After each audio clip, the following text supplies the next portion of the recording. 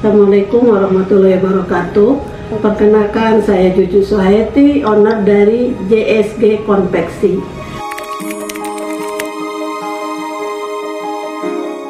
Saya berdiri di sini, mendirikan perusahaan ini dari mulai tahun 2011. Saya menularkan semua pengalaman kerja saya di sini untuk membangun usaha sendiri, mulai dari apa-apa sendiri, mulai dari saya mengerjakan dari hal terkecil pun saya kerjakan sendiri, sampai dari mulai pembelian bahan sampai pengiriman, awal-awalnya saya kerjakan sendiri.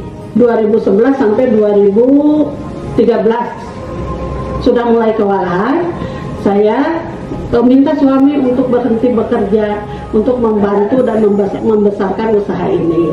2014 suami keluar dan alhamdulillah kita bekerja sama.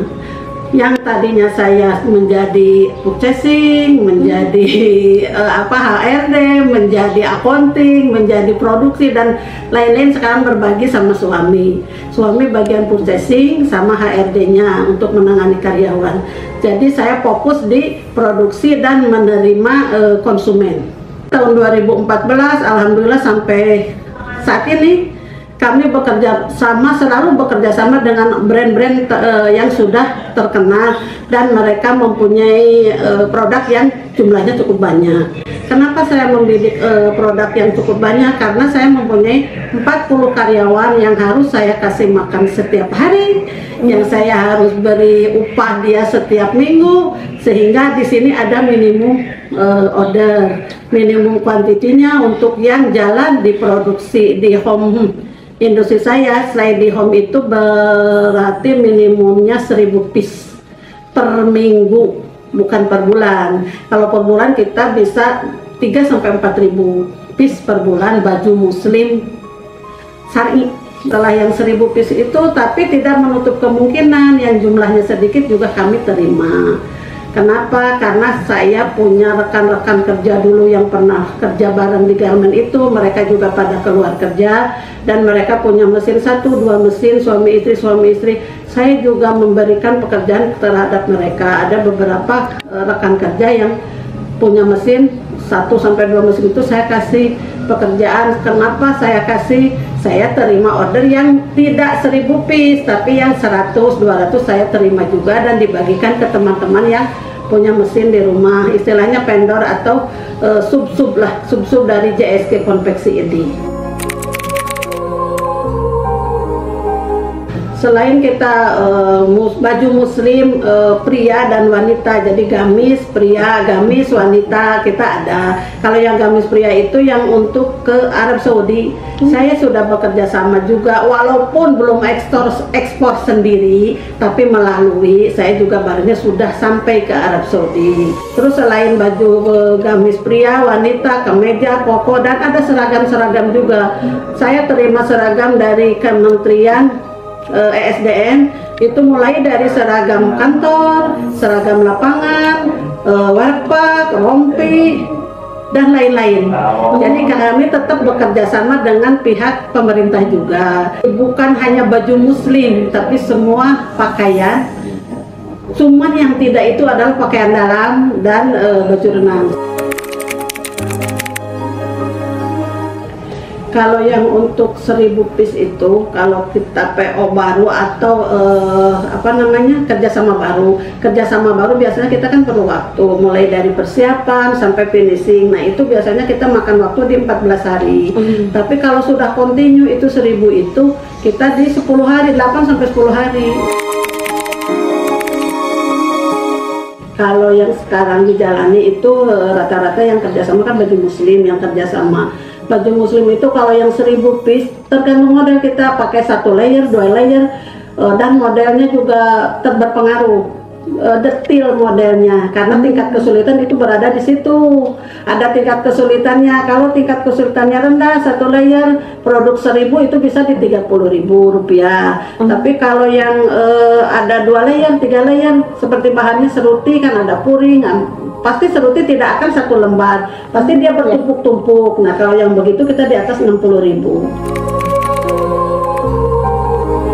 Biasa kita ada sampel ya, develop sampel dulu dari si konsumen. Sudah dibuat develop sampel, kita udah di ACC, kita PP meeting.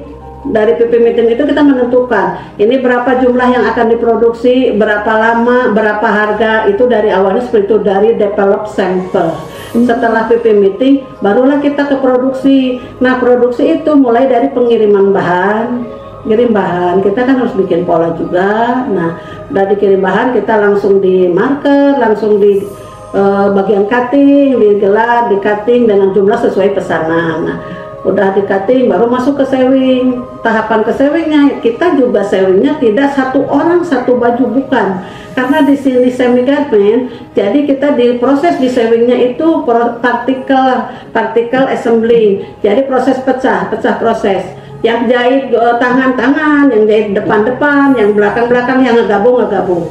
Jadi barang 1000 piece akan hasilnya akan sama, tidak akan berbeda. Beda dengan konveksi yang mengerjakan orang borongan dan dia satu baju satu piece. Kita ambil 10 piece aja, pas 10 orang pasti beda-beda. 10 piece berarti 10 orang 10 model. Kalau di sini kami enggak. Jadi keunggulan di sini, konveksi di sini karena sudah menerapkan sistem dan cara kerja seperti di garment.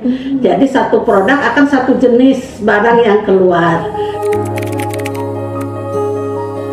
Kalau di in-house di sini, di konveksi sini sekitar kurang lebih 40 orang. Yang di luar yang sub-sub itu ada berapa, 5 sub. Mereka ada yang 2 mesin, 3 mesin. Ini karena kita produknya juga belum banyak, maksudnya belum banyak yang bisa dikeluarkan. Tapi kalau banyak yang bisa dikeluarkan untuk vendor di luar, saya sampai 100 orang pun jumlah semua bisa, tergantung dari barang yang dipesan, tergantung dari penerimaan order. Bagaimana order banyak, kita bisa mengembangkan banyak juga. Kalau yang di in-house itu 40. Perlengkapan mesin, alat bantu full, komplit. Mau dari bahan untuk kaos, untuk bahan yang tipis-tipis tuh, bidol, rayon, semua macam ada. Mulai dari mesin jahit, obras, mesin overdeck, mesin makeup, mesin kansai, lubang, kancing, perlengkapan mesin dilengkapi seperti di garment. Jadi apapun saya bisa kerjakan karena dibantu dengan perlengkapannya yang lengkap. Terutama bahan ya, udah bahan, mungkin model. Biasanya mereka yang menentukan model yang akan dibikin. Nah, dari model, terus bahan, terus aksesoris. Aksesoris itu aksesoris sewing dengan aksesoris packing. Kalau aksesoris sewing berarti saya cuma menyediakan benang saja. Kalau ada permintaan zipper, sleting, atau kancing yang mereka itu ingin brand sendiri, ya silahkan. Kami hanya memasangkan saja, kecuali ada oh ya udah kita sediakan zippernya, boleh. Itu di depan kita berbicaranya, apakah saya yang menyiapkan atau dari buyer yang menyiapkan.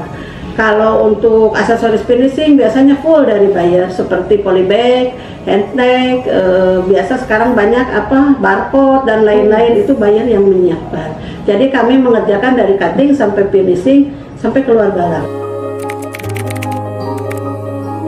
Untuk para pengusaha atau yang mau bekerja sama atau yang mau bersinergi dengan kami konveksi JSG yang terletak di Cimahi ini, saya punya keunggulan produknya, yaitu sistem cara kerja kami seperti di garment. Ada QC, itu yang paling penting kan, ada quality control. Kenapa? Karena barang yang diproduksi kami tidak akan terlepas dari quality control. Sehingga kita memikirkan bukan hanya dari produksi saja, tapi sampai memikirkan ke konsumen, jangan sampai konsumen kecewa. Kelebihan kami adalah karena kami mengerjakan sesuai SOP, standar operasional yang ada di garment. Di sini disebut mungkin mini garment lah, karena tempat kami terbatas, jadi masih mini, belum garment, mini garment. Begitu keunggulan kami. Biasanya orang yang datang kemari dan melihat tempat langsung mau produksi di sini. Kalau selama ini sih belum pernah terjadi, tapi kalaupun misalkan ada produk gagal atau lolos QC istilahnya, kita udah QC nih di produksi, kita udah produksi QC dan ada juga QC buyer. Kenapa selalu saya melibatkan buyer itu untuk double check? Kenapa? Karena tanggung jawab kami bersama, kerjasama. Kami menyediakan quality control untuk yang ada standby di produksi, inline sampai final. Nah, dari buyer pun harus mengirim quality control mulai inline sampai final. Langsung kita ketemu masalah di situ. Karena di produksi ini, di konveksi ini, apalagi bikinnya kan bikin pakaian, tidak pakai mesin tapi pakai SDM, pasti ada trouble, ketemu trouble. Nah, di situ kenapa kami ada QC dan dari buyer ada QC, bertemulah di situ. Kalau ada masalah kita pecahkan bersama. Tapi selama ini saya belum mengalami ada trouble yang sudah terjadi dikirim ke buyer, itu belum. Jangan sampai sih, karena QC kami kan ketat di sini. Kalau pengiriman juga kita di awal, makanya ada PP meeting, itu di awal dibicarakan mulai dari proses produksi awal sampai pengiriman. Biasanya kalau pengiriman dalam kota, kesepakatan dari awal kami yang mengirim atau ditanggung sama si perusahaan itu yang mengambil. Itu dari kerjasama awal. Apakah mau antar kirim atau mau kami yang antar kirim. Kalau luar pulau, biasanya kami kerjasama dengan luar pulau, itu sampai ke kargo aja. Kita udah packing langsung sampai ke kargo. Nah, nanti urusan kargo ke sana itu urusan buyer. Kalau untuk baju muslim itu yang harian, yang setiap hari ada, dan itu kita kerjasama dengan yang offline dan online. Kalau yang offline itu kami dari 2013, 2012 sampai sekarang itu dengan boleh sebutkan nama tokonya? Boleh ya. Kita bekerja sama awalnya ada Planet Fashion, Gabriel itu yang punya toko menyebar di Bandung dan di Tanah Abang. Awal-awalnya seperti itu. Nah, pas pandemi karena yang offline itu rusak ya dengan pasar pandemi itu karena tidak bisa jualan. Bertemulah dengan orang-orang yang berbisnis online. Nah, ketemu dengan brand Kapermi, Jamis, Wanoja, Jinia. Itu yang ya alhamdulillah berkah bagi saya. Selama pandemi pun kita tidak berhenti, tetap berjalan karena tetap mau berkolaborasi dan mau bekerja sama. Yang offline gak ada online. Sampai saat ini online masih tetap berjalan. Itu karena yang offline itu belum naik lagi. Jadi online saya bekerja sama, apalagi sekarang itu udah menambah lagi satu brand baru, DMP. Itu memang kuantitinya kecil, makanya tidak dikerjakan di in-house tapi dikerjakan di vendor-vendor yang di luar karena kuantitinya masih di bawah 300. Kalau yang 1000 piece di dalam, yang di luar kan yang 300-an itu di luar. Jadi brand-brand lokal tapi yang online yang punya produknya satu jenis produk bisa berjualan dia sampai di atas 1000, ada yang 1000, 2000, 3000.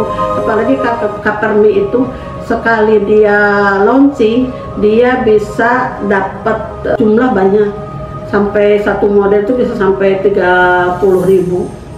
Itu bagus. Saya juga mengapresiasi mereka bisa berjualan, saya bisa produksi, kita tetap bekerja sama begitu.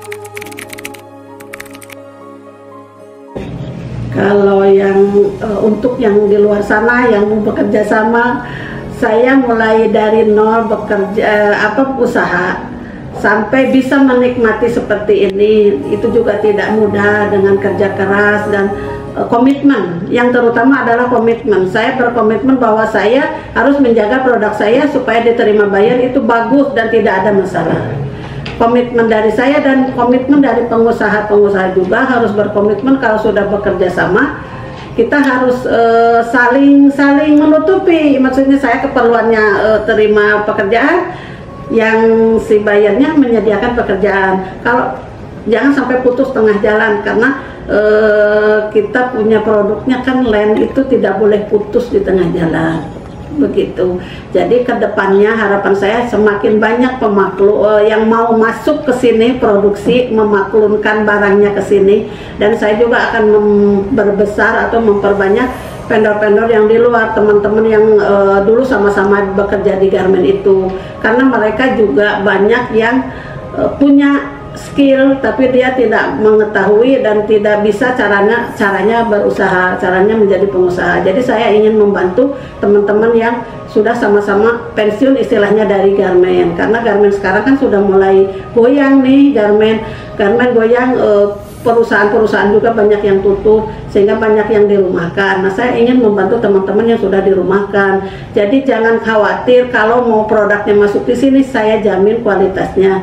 Karena karyawannya ex-garment semua. Yang saya rekrut di vendor luar pun sama ex-garment karena teman-teman garment juga. Jadi hasil, jangan khawatir dengan hasil, kualitas. Insya Allah kami jaga amanah tersebut.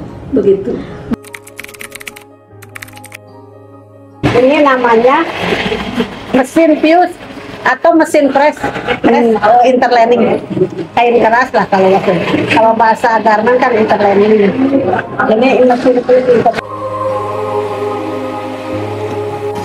nah, supaya hasilnya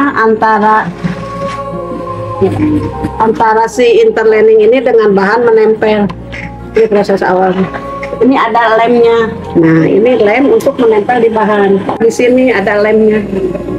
Jadi pakai mesin ini supaya lebih mudah dan lebih bagus dan tidak akan meletek lagi, nggak akan ini lagi timbul lagi. Apa ini untuk clean finish supaya dia bersih, rapi nanti pas dipasang. Ini pembuatan manset. Buat di tangan gini manset. Kita pakai pola. Kenapa kita berani ini kelebihan kita, nggak asal. Jadi tetap pakai pola untuk bentuk supaya sama, untuk hasilnya nanti supaya bagus. Ini juga sama proses tangan. Nah, jadi dua komponen dijadiin satu supaya berbentuk seperti ini. Nah, kita pakai alat bantu juga, tidak manual. Ada ini corong namanya, alat bantu untuk memasang antara lapis dan tangannya. Kalau manual kan beda, 2 kali kerja. Ini bisa langsung. Nah, ini pasang kantong pinggir, kantong bobok pinggir. Nih, pasang kantong bobok pinggir. Ini prosesnya. Antara badan depan dan badan belakang. Jadi antara proses depan dan belakang digabung di sini. Berarti setelah kantong ya? Iya. Kita ke sini. Kenapa harus samain? Takutnya ada miring, kiri kanan nggak sama. Jadi mereka tanggung jawab QC juga sih sebetulnya. Dia sambil meng-QC quality controlnya supaya kiri kanan sama. Jadi di sini.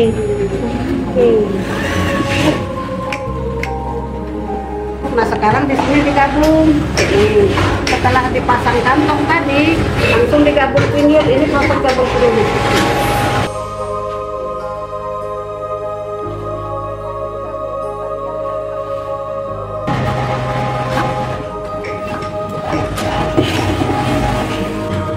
Ini udah dipasang karet. Tadi kan kantongnya ini.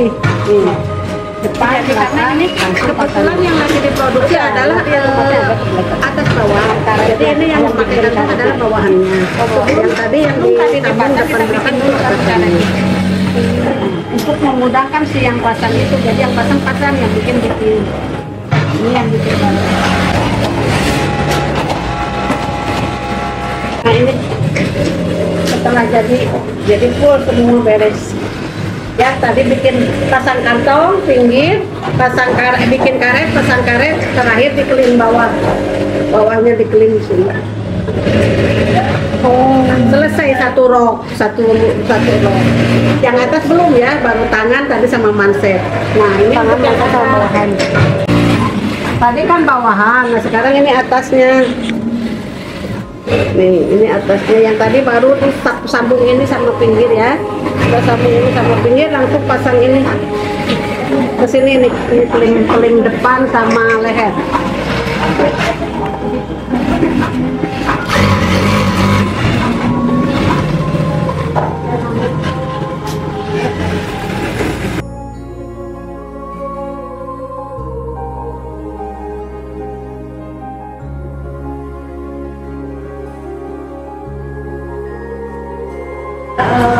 Bikin manset ya, ini mansetnya yang tadi dibikin. Setelah bikin manset langsung dipasang kan ke tangan seperti ini, manset dipasang ke tangan. Nah, ini cara matang